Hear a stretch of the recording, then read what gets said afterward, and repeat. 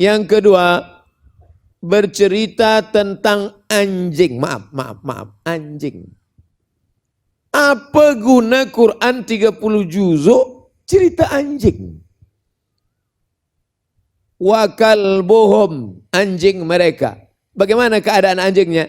Basitu dhira'ihi bil wasit. Anjing itu menjulurkan tangannya, dua kaki hadapannya, untuk mengawasi, mana tahu ada orang yang masuk mengganggu.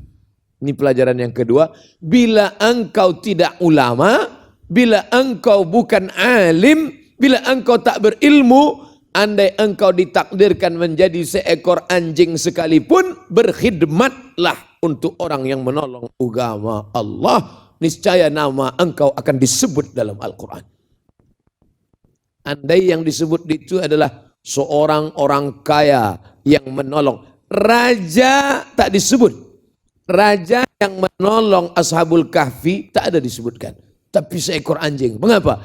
Andai disebut raja, orang akan berkata, iyalah dia kan raja, dia ada kuasa. Anjing. Tapi jangan balik dari sini semua nak beli anjing. Kenapa awak beli anjing? Walaupun seekor anjing disebut dalam ini syariat sebelum Nabi Muhammad sallallahu alaihi wasallam. Adapun syariat anjing ini dah mahzub, dah mansukh, dah. Dalam syariat Nabi Muhammad SAW anjing tak boleh. Siapa yang di rumahnya ada anjing, satu hari amalnya dikurang sebesar Bukit Uhud. Bukit Uhud itu panjangnya 7 kilometer. Amal dia sebesar bisul. Maka tiap hari amal dia kurang.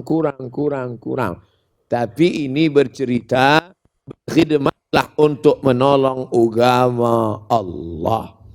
Saya dulu tazkirah ke Jawa. Ada kiai yang bertanya ke saya, Ustaz, keturunan ulama? Entah. Ayah saya tak ulama, mak saya tak ulama. Tapi pernah berkhidmat pada ulama. Oh ya, mak saya, dia cerita, kalau dia pergi ada jemputan, dia tengok di situ ada ulama. Dulu bila Tuan Syekh Fulan ada, aku siapkan pulut kuning, aku siapkan ayam panggang, aku siapkan minum. Kenapa mak? Sebab aku nak berkhidmat pada ulama. Saya ceritakan ni bukan saya nak minta puan siapkan pulut kuning dengan ayam panggang. Jangan salah faham. Ayah saya pun berkhidmat pada ulama. Apa kata kiai di Jawa tadi? Oh, baru kami faham.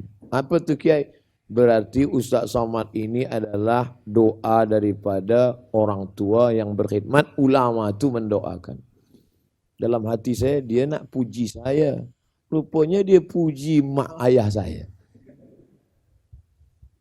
Begitu dituliskan oleh para ulama, kita berkhidmat pada orang yang menolong agama Allah Subhanahu wa taala, sampai-sampai binatang yang hina, kalau kena air liurnya tak cukup basuh dengan air 6 kali, mesti ada 1 kali dengan air bercampur tanah, kotor, najis, mughallazah, berat, keras. Tapi Allah sebut dia dalam surah Al-Kahfi. Anjing biasa disebut sesuatu yang tak elok. In ta'mil alaihi yalhas au tatrukhu yalhas. Anjing itu amat sangat bodoh, jahil, tak elok. Engkau lempar dengan batu, dia menjulurkan lidah. Engkau biarkan pun menjulurkan lidah.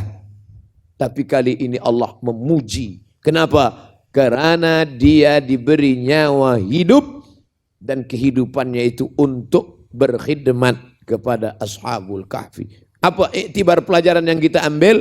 Kalau seekor anjing yang hina, kotor, mughallazah saja begitu dimuliakan, maka kita sebagai hamba yang diberi Allah Ta'ala akal, gunakan untuk menolong agama Allah sesuai dengan kemampuan kita masing-masing. Abdul Somad, kau bukan ulama. Ya, aku bukan ulama. Aku hanyalah orang yang selalu menyebut pendapat ulama. Qala Muhammad bin Idris Asy-Syafi'i, qala Malik bin Anas, qala Nu'man bin Thabit, qala al-Imam an-Nawawi, qala Jalaluddin Abdurrahman As-Suyuti, qala al-Imam Ibnu Hajar al-Asqalani, qala al-Imam Ibnu Hajar al-Haythami, qala fulan. Kerana selalu mengambil pendapat ulama, lama-lama disangka orang ulama. Padahal tidak ulama. Hanya orang yang rajin mengambil pendapat para ulama.